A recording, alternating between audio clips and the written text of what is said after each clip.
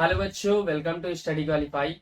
मैं राहुल। आज आप लोगों को West Bengal board class 10 life science का जो 2017 में पेपर हुआ था उसका ग्रुप ए में जो एमसीक्यू पूछा गया है उसका डिटेल सॉल्यूशन करवाने वाला हूं। तो चलिए देखते हैं पहला क्वेश्चन क्या पूछा गया था। पहला क्वेश्चन है, कुछ फूल सूर्य उदय के बाद खिलते हैं और सूर्यास्त के बाद बंद हो जाते हैं, वह है। तो ऑप्शन दिए गए हैं फोटोनेस्टी, सिस्मोनेस्टी, कीमोनेस्टी और थर्मोनेस्टी। तो इसका राइट आंसर फोटोनेस्टी हो जाएगा। आइए इसको समझते हैं। तो सबसे पहले गति क्या होता है? तो गति, लाइफ साइंस में गति का मतलब होता है अंगों की स्थिति में परिवर्तन। जैसे कि ये उंगलियां की स्थिति अभी देखिए ये है, इनका पोजीशन देखिए थोड़ी देर में ऐसा चेंज हो जा रहा है, तो इसी को मूवमेंट कहा जाता है। ठीक है। तो पादप के अंग में भी गति होती है। जैसे सूरजमुखी का फूल है, इस पर जब सूर्य का प्रकाश पड़ता है तो ये खिलने लगता है और जब नहीं पड़ता है तो ये मुरझाने लगता है। ठीक इसी प्रकार जो छुई मुई का पौधा होता है उसकी पत्तियों को जब हम छूते हैं तो उसकी पत्तियां जो होती है वो मुरझाने लगती है। तो इस तरीके से पादप के अंगों में भी गति होता है। और जो पादप गति होता है वो 3 प्रकार का होता है, टैक्टिक गति, ट्रॉपिक गति, नेस्टिक गति। नैस्टिक गति जो होता है वो उद्दीपन की तीव्रता के कारण होता है और नैस्टिक गति को विभिन्न उद्दीपन के आधार पर अलग अलग नामों से जाना जाता है। प्रकाश उद्दीपन के कारण जो भी नैस्टिक गति होती है उसको हम लोग फोटोनैस्टिक गति कहते हैं। स्पर्श उद्दीपन के कारण जो भी नैस्टिक गति होती है उसको हम लोग सिस्मोनैस्टिक गति कहते हैं। हीट उद्दीपन के कारण जो भी नैस्टिक गति होती है उसको हम लोग थर्मोनैस्टिक गति कहते हैं। और केमिकल उद्दीपन के कारण जो भी नैस्टिक गति होती है उसको हम लोग कीमोनैस्टिक गति कहते हैं। ठीक है। तो हमसे क्वेश्चन में क्या पूछा गया था? हमसे पूछा गया है कि कुछ फूल सूर्य उदय के बाद खिलते हैं। सूर्य उदय हो रहा है तो सूर्य का प्रकाश जब फूल पे पड़ रहा है तो वो खिलने लग रहा है। तो ये जो गति हो रही है वो किस उद्दीपन के कारण हो रही है? प्रकाश उद्दीपन के कारण। इसीलिए इसका राइट आंसर क्या हो जाएगा? फोटोनैस्टी। समझ में आया? चलिए अगला क्वेश्चन देखते हैं। अगला क्वेश्चन पूछा गया है, डायबिटीज मेलिटस से आक्रांत एक व्यक्ति नीचे दिए गए किस हार्मोन का स्राव उचित मात्रा में करने में अक्षम होता है? बेसिकली क्वेश्चन में पूछा जा रहा है कि जिस व्यक्ति को डायबिटीज मेलिटस होता है वो कौन सा हार्मोन उचित मात्रा में सिक्रेट नहीं कर पाता है। तो ऑप्शन देखते हैं, एड्रिनलिन, इंसुलिन, थायरॉक्सिन और टेस्टोस्टेरोन। तो इसका राइट आंसर होने वाला इंसुलिन। इंसुलिन जो है वो हमारे पैनक्रियास से रिलीज होता है और इंसुलिन हार्मोन का काम हमारी बॉडी में रक्त में ग्लूकोज की मात्रा को नियंत्रित करना है। अब ये ग्लूकोज क्या होता है? तो जब हम कार्बोहाइड्रेट खाते हैं तो उसका जब डाइजेशन होता है तो डाइजेशन के बाद वो ग्लूकोज में कन्वर्ट हो जाता है। इस ग्लूकोज को ब्लड द्वारा ऑब्जर्व कर लिया जाता है जिससे कि ब्लड में क्या होता है? ग्लूकोज की मात्रा बढ़ जाती है। इंसुलिन हार्मोन इस ग्लूकोज को कोशिकाओं में अवशोषित करवाने में मदद करता है और कोशिकाएं इस ग्लूकोज का उपयोग करके एनर्जी बनाती हैं। लेकिन जब हमारे शरीर को तत्काल एनर्जी की आवश्यकता नहीं होती है तो ये जो इंसुलिन हार्मोन होता है ये ग्लूकोज को ग्लाइकोजन में कन्वर्ट करके हमारे लीवर और मांसपेशियों में स्टोर कर देती है। तो इस तरीके से इंसुलिन हार्मोन हमारे बॉडी में या हमारे रक्त में ग्लूकोज की मात्रा को नियंत्रित करता है। लेकिन अगर किसी व्यक्ति में इंसुलिन हार्मोन उचित मात्रा में सिक्रेट नहीं होगा तो उनके ब्लड में ग्लूकोज का स्तर बढ़ जाएगा जिससे कि उन्हें बहुत सारी स्वास्थ्य समस्याओं का सामना करना पड़ेगा और इसी को हम लोग डायबिटीज मेलिटस या मधुमेह या आम भाषा में हम लोग शुगर भी कहते हैं। तो इसका राइट आंसर क्या हो जाएगा? इंसुलिन। ओके, चलिए अगला क्वेश्चन देखते हैं। अगला क्वेश्चन पूछा गया, शरीर का तापक्रम नियंत्रित करने से संबंधित मानव मस्तिष्क का भाग है। तो इसका ऑप्शन देख लेते हैं। पहला है थैलेमस, सेरिबेलम, हाइपोथैलेमस और मेडुला ऑब्लंगेटा। तो इसका राइट आंसर होने वाला हाइपोथैलेमस। हाइपोथैलेमस जो होता है वो थैलेमस के नीचे होता है। आइए पहले मस्तिष्क को हम लोग समझ लेते हैं। तो ब्रेन को 3 भागों में बांटा गया, fore brain, mid brain, hind brain. Fore brain को भी 3 भागों में बांटा गया, सेरिब्रम, थैलेमस और हाइपोथैलेमस।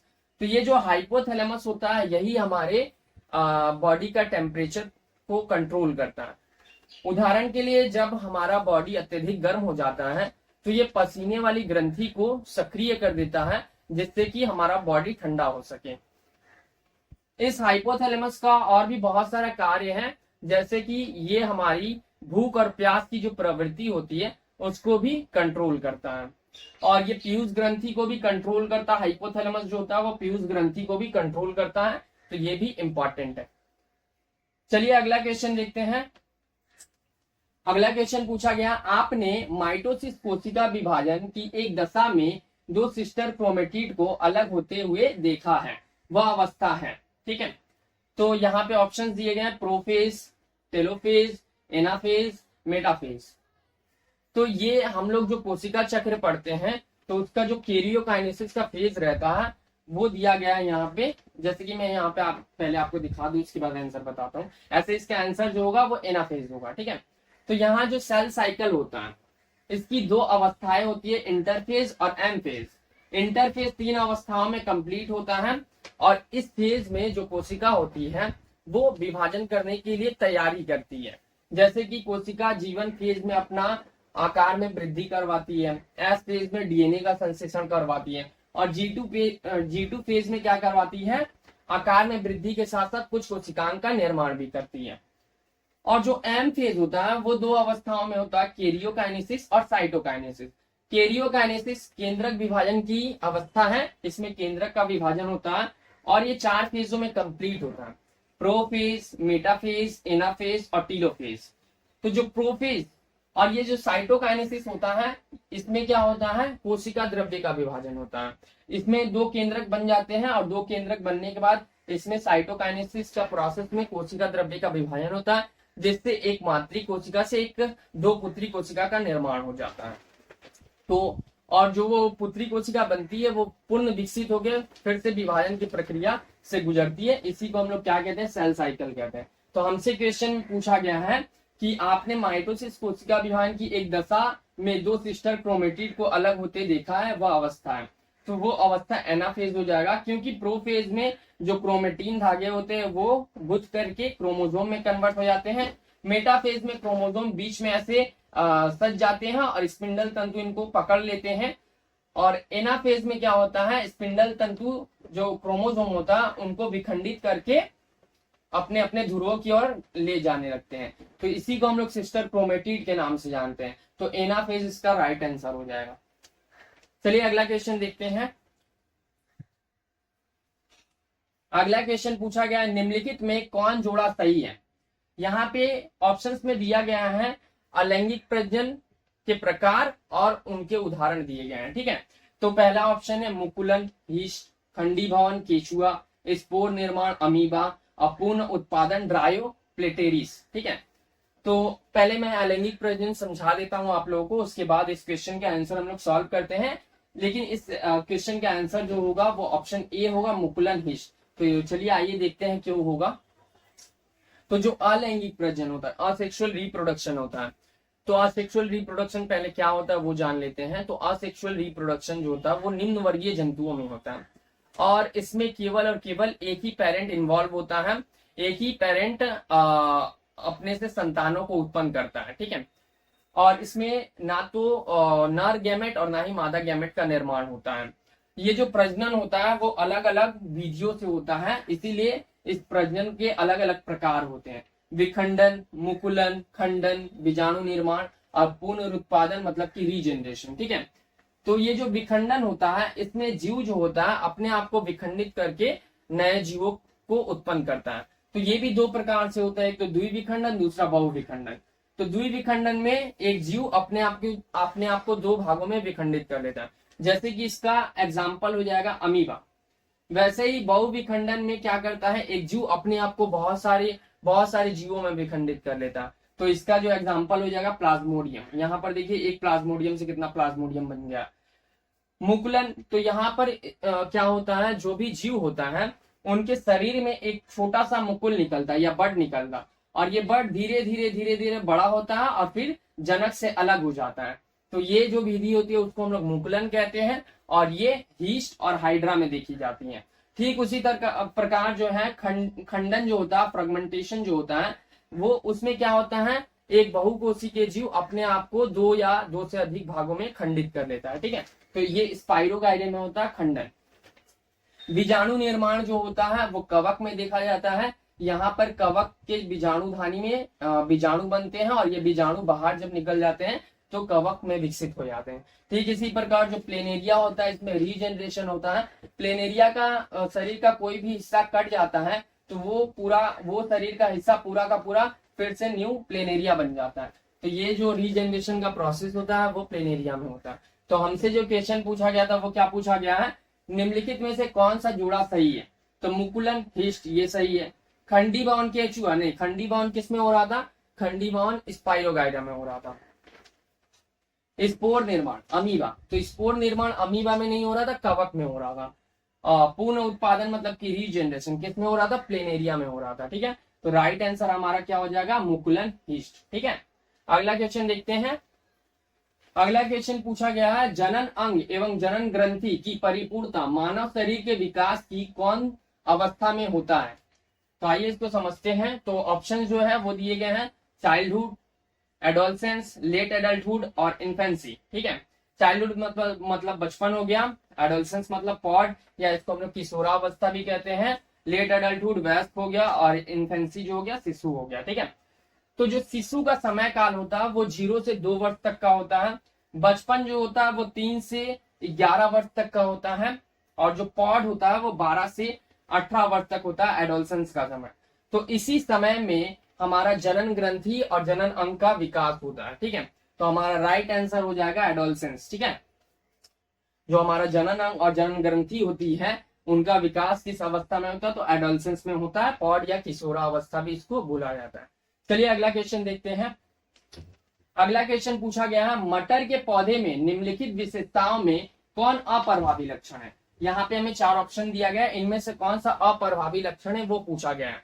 तो यहाँ पर मैंने मटर के 7 जोड़ा जो विपरीत लक्षण होते हैं उनको लिखा हुआ है और उनमें से कौन प्रभावी लक्षण और कौन अप्रभावी लक्षण है वो लिखा हुआ है। तो हम एक एक ऑप्शन को चेक करके देख लेते हैं कि कौन सा जो है वो प्रभावी है और कौन सा अप्रभावी है। तो नीचे से चेक करते हैं, कच्छप फूल पुष्प, ठीक है। कच्छप पुष्प मतलब कि अच्छे फूल, ठीक है। तो पुष्प की स्थिति अच्छी है तो ये तो प्रभावी लक्षण है, ठीक है। बैगनी रंग का फूल, फूल का जो रंग है, पुष्प का जो रंग है वो क्या है, बैगनी, तो बैगनी प्रभावी लक्षण है, ठीक है। उसके पीले रंग का बीज, बीज का जो रंग है पीला, प्रभावी लक्षण है।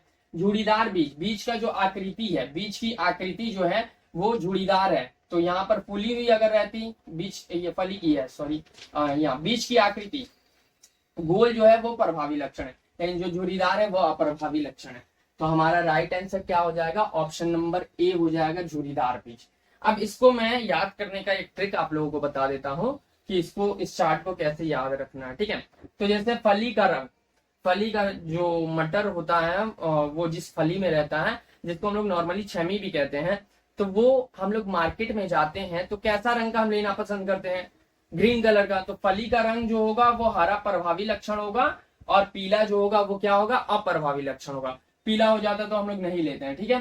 फली की आकृति, अब हम लोग मार्केट जाते हैं तो जो भी छमी लेते हैं उसमें हम लोग वो फली जो रहता है, फली की जो आकृति रहती है वो हम लोग फुला हुआ लेते हैं कि सिकुड़ा हुआ लेते हैं, फुला हुआ वाला लेते हैं। तो फुला वाला जो हो जाएगा वो क्या हो जाएगा, प्रभावी लक्षण हो जाएगा और सिकुड़ा हुआ अप्रभावी लक्षण हो जाएगा। बीज का रंग, बीज का रंग मतलब मटर, मटर जो हम लोग लेते हैं मटर, वो कैसा, बीज का रंग कैसा लेते हैं, उसका पीला लेते हैं। और हरा जो रहता है वो तो छमी जैसा रहता है, तो हरा प्रभावी लक्षण है और पीला जो है वो प्रभावी लक्षण है। बीज की आकृति, तो बीज की आकृति गोल और झुरीदार। देखिएगा एक जो मटर होता है वो गोल गोल होता है और एक मटर ऐसे थोड़ा झुरीदार जैसा रहता है। तो हम लोग गोली लेते हैं तो गोल जो होगा वो प्रभावी लक्षण हो जाएगा और झुरीदार जो होगा अप्रभावी लक्षण होगा, ठीक है। पुष्प का रंग, पुष्प का रंग देखने में अट्रैक्टिव कौन लगेगा, बैगनी या श्वेत या सफेद, तो बैगनी ही लगेगा। तो बैगनी जो हो जाएगा वो क्या हो जाएगा, प्रभावी लक्षण होगा। पुष्प की स्थिति जो होती है वो अच्छी है, प्रभावी लक्षण होती है। और अग्रस्त मतलब जो सिरा में होती है वो अप्रभावी लक्षण होती है। पादप की लंबाई, तो लंबा जो पौधा होता है वो प्रभावी लक्षण ही होता है और बौना पौधा जो होता है अप्रभावी लक्षण होता है। तो इस तरीके से आप भी याद रखिएगा, इससे हर साल क्वेश्चन पूछा जाता है कि बताइए कौन सा अप्रभावी लक्षण है और कौन सा प्रभावी लक्षण है, ठीक है। अगला क्वेश्चन देखते हैं। तो हमारा ऑप्शन सही हो जाएगा, ऑप्शन ए, झुरीदार भी। अगला question, capital Y small Y capital R small R genotype युक्त मटर के पौधे से कितने प्रकार के गैमेट बनते हैं? तो आइए समझते हैं इसको। देखिए हमें ये जीनोटाइप दिया गया, इससे कितने प्रकार का गैमेट बनेगा।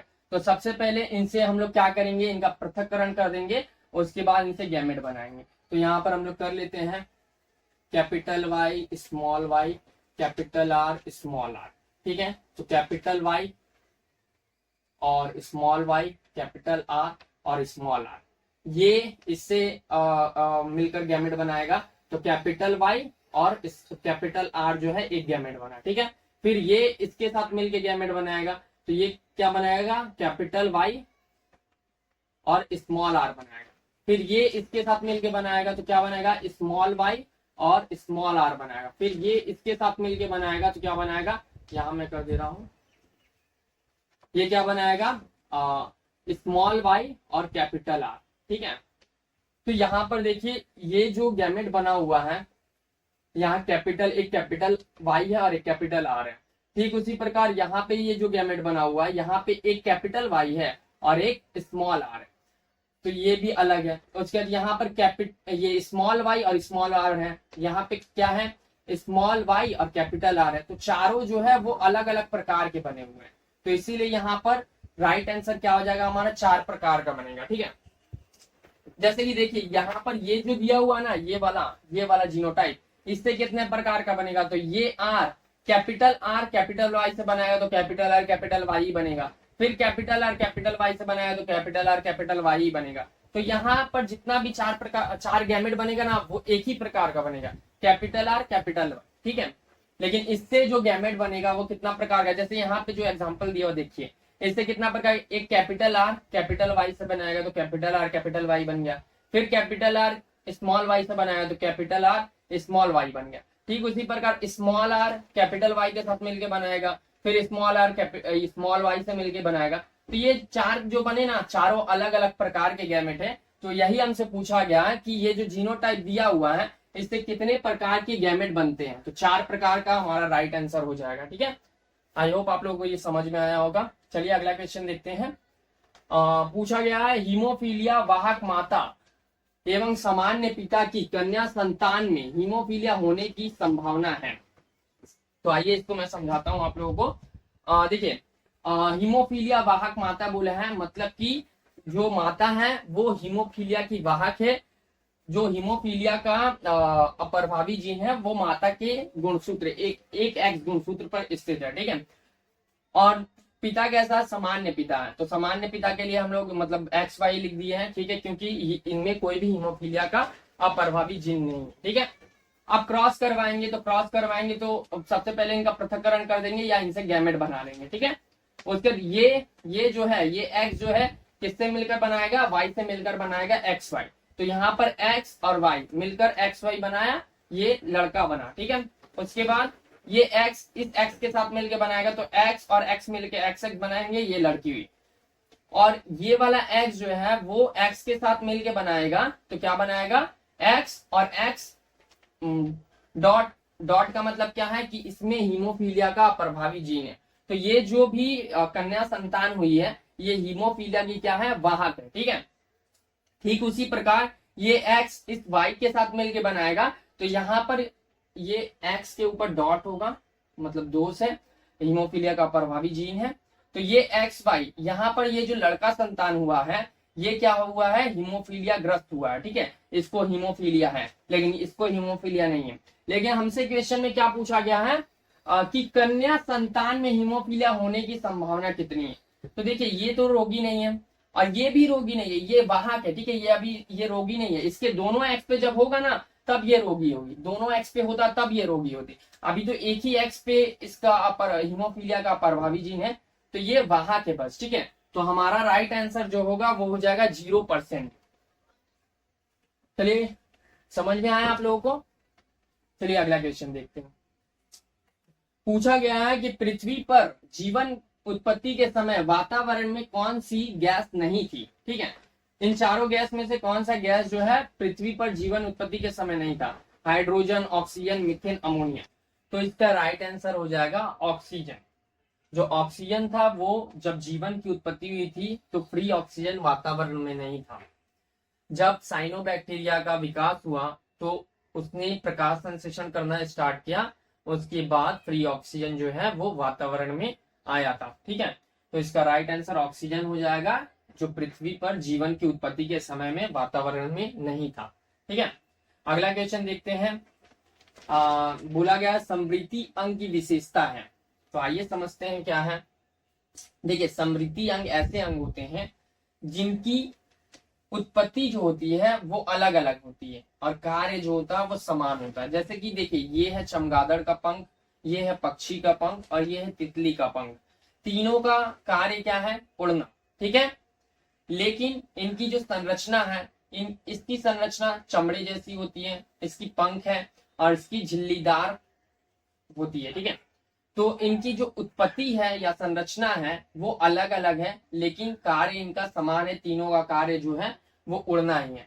तो राइट आंसर हमारा ऑप्शन नंबर बी हो जाएगा, उत्पत्ति में भिन्न लेकिन कार्य में समान। ठीक है, चलिए अगला क्वेश्चन देखते हैं। पूछा गया है, निम्नलिखित में कौन अस्थि युक्त मछलियों में स्विम ब्लैडर की गैस को अवशोषित करता है? तो ये वाला जो आपको अंग दिख रहा है ये है मछली का स्विम ब्लैडर, और ये मछली को जल में ऊपर और नीचे मतलब गहराई में और ऊंचाई में तैरने में हेल्प करता है। ठीक है, इस स्विम ब्लैडर के अंदर एक ग्लैंड होता है जिसको हम लोग रेड ग्लैंड कहते हैं, और यही ग्लैंड जो होता है अस्थि मछलियों को स्विम ब्लैडर में गैस अवशोषित करने में मदद करता है। तो हमारा राइट आंसर हो जाएगा लाल ग्रंथि। Okay, option number A. अगला क्वेश्चन देखते हैं। स्यूडोमोनास जीवाणु नाइट्रोजन चक्र की किस अवस्था में संबंधित है? तो ऑप्शन दिए गए हैं, नाइट्रोजन स्थिरीकरण, नाइट्रिफिकेशन, डीनाइट्रिफिकेशन, अमोनीकरण। तो इसका राइट आंसर हो जाएगा ऑप्शन नंबर सी, डीनाइट्रिफिकेशन। आइए इसको समझते हैं कि नाइट्रोजन चक्र क्या होता है। तो हमें पता है कि हमारे वायुमंडल में अप्रॉक्स 78% नाइट्रोजन है, लेकिन फिर भी हम इस नाइट्रोजन का या कोई भी अन्य जंतु या पेड़ पौधे डायरेक्टली उपयोग नहीं कर सकते हैं। तो ये नाइट्रोजन हमें मिलता कैसे है? क्योंकि ये नाइट्रोजन जो है हमारे लिए बहुत इंपॉर्टेंट है, क्योंकि हमारा प्रोटीन, हार्मोन, न्यूक्लिक एसिड इसी से मिलकर बना होता है। तो ये नाइट्रोजन हमें कैसे मिलता है? तो ये नाइट्रोजन साइकिल द्वारा मिलता है। तो नाइट्रोजन साइकिल क्या होता है ये समझते हैं। वायुमंडल का जो नाइट्रोजन होता है उसका सबसे पहले स्थिरीकरण किया जाता है। नाइट्रोजन का स्थिरीकरण में नाइट्रोजन को नाइट्रोजन के यौगिक में कन्वर्ट किया जाता है। ये काम जो होता है वो नेचुरल तरीके से भी होता है, और ये काम कुछ बैक्टीरिया भी कर सकते हैं। ठीक है, या शैवाल भी कर सकते हैं। उसके बाद इस नाइट्रोजन के यौगिक को मिट्टी में लाया जाता है। ठीक है, मिट्टी द्वारा इस नाइट्रोजन की यौगिक को पौधे जो होते हैं अवशोषित करते हैं। फिर पौधों को जंतु द्वारा खाया जाता है, तो ये नाइट्रोजन जंतुओं में चला जाता है, और जंतुओं के शरीर में इस नाइट्रोजन का जो काम होता है, जैसे कि जटिल नाइट्रोजन युक्त कार्बनिक पदार्थ, प्रोटीन, विटामिन बनाना, तो ये बनते हैं। उसके बाद उत्सर्जन एवं जीवों की जब मृत्यु हो जाती है तो ये नाइट्रोजन के जो जटिल नाइट्रोजन युक्त कार्बनिक यौगिक बने थे, जैसे कि प्रोटीन, विटामिन, तो ये फिर से क्या होंगे? मिट्टी में आकर के मिल जाएंगे। ठीक है, उसके बाद इस जटिल नाइट्रोजन युक्त कार्बनिक यौगिक का विघटन किया जाएगा कुछ बैक्टीरिया और कवक द्वारा। ठीक है, इस क्रिया को हम लोग अमोनीकरण कहते हैं। ठीक है, यहाँ पर ये जो जटिल नाइट्रोजन युक्त कार्बनिक यौगिक है ये कन्वर्ट हो जाएगा अमोनिया में। फिर इस अमोनिया को कुछ बैक्टीरिया द्वारा, जैसे कि नाइट्रोसोमोनस और नाइट्रोबैक्टर द्वारा अमोनिया को नाइट्राइट और नाइट्रेट में कन्वर्ट किया जाएगा। इस प्रक्रिया को हम लोग कहते हैं नाइट्रिफिकेशन। ठीक है, उसके बाद क्या किया जाता है? इस नाइट्रेट को दो सूक्ष्म जीव मतलब कि स्यूडोमोनास और ये थायोबैसिलस द्वारा नाइट्रोजन स्वतंत्र वायुमंडल के स्वतंत्र नाइट्रोजन में कन्वर्ट किया जाता है, और फिर ये जो नाइट्रोजन होता है वो वायुमंडल में वापस चला आता है। तो यही जो साइकिल होता है इसी को हम लोग क्या कहते हैं? नाइट्रोजन साइकिल कहते हैं। ठीक है, तो हमसे क्वेश्चन में पूछा गया था कि स्यूडोमोनास जीवाणु नाइट्रोजन चक्र की किस अवस्था में संबंधित है। ठीक है, तो हमने अभी अभी देखा कि ये डीनाइट्रिफिकेशन से संबंधित है, तो हमारा राइट आंसर क्या हो जाएगा? डीनाइट्रिफिकेशन। ठीक है, चलिए अगला क्वेश्चन देखते हैं। अगला क्वेश्चन पूछा गया, पूर्व हिमालय जीव हॉटस्पॉट की एक विलुप्त प्रजाति है, ठीक है। तो ऑप्शन है, option A lion tailed macaque, तो ये जो है ये पश्चिमी घाट हॉटस्पॉट की प्रजाति है, तो ये तो नहीं होने वाला है। ऑप्शन बी दिया हुआ ओरंगुटान, ओरंगुटान जो है ये आपको सुमात्रा के वर्षा वनों में पाया था, तो ये भी पूर्व हिमालय जीव हॉटस्पॉट की प्रजाति नहीं है। लाल पांडा, तो लाल पांडा जो है वो पूर्व हिमालय जीव हॉटस्पॉट की प्रजाति है और ये विलुप्त प्रजाति है, ठीक है। तो हमारा राइट आंसर हो जाएगा ऑप्शन नंबर सी। ये नीलगिरी लंगूर भी जो है ये भी आपको पश्चिमी घाट हॉटस्पॉट में मिलेगा, ठीक है, वहां की ये प्रजाति है। अगला क्वेश्चन है, वायु प्रदूषण से संबंधित रोग है, ठीक है। तो ऑप्शन ए है diarrhoea, typhoid, hepatitis. Option B है हेपेटाइटिस, दमा, बहरापन। ऑप्शन सी है दमा, अस्थमा, फेफड़ा कैंसर। तो राइट आंसर ये हो जाएगा, क्योंकि ये जो है ये तीनों के तीनों जो होंगे वो वायु प्रदूषण के कारण होंगे, और जो अन्य रोग दिए गए हैं वो बैक्टीरिया, वायरस और परजीवी के कारण होता है, और ये जो बहरापन होता है ये जन्मजात हो सकता है या चोट लगने के कारण हो सकता है, ठीक है। तो आई होप आप लोगों को ये क्वेश्चन सारा आसानी से समझ आया होगा। अगर आपको लगता है कि ये वीडियो आप लोगों के लिए हेल्पफुल है तो इस वीडियो को लाइक कीजिए और अपने दोस्तों के साथ जरूर शेयर कीजिए, जिससे कि उनकी भी कुछ हेल्प हो जाए और जिससे मुझे भी कुछ मोटिवेशन मिले कि मैं आगे और वीडियो बनाऊं, और ऐसे ही मैं आप लोगों के लिए इजी वे में सारा जितना भी प्रीवियस ईयर का क्वेश्चन है या पेपर है उनको सॉल्व करवा दूंगा। तब तक के लिए आप क्या कीजिए, एक बार और रिवीजन कर लीजिए जो मैंने पढ़ाया है। मिलते हैं अगली वीडियो में, ओके।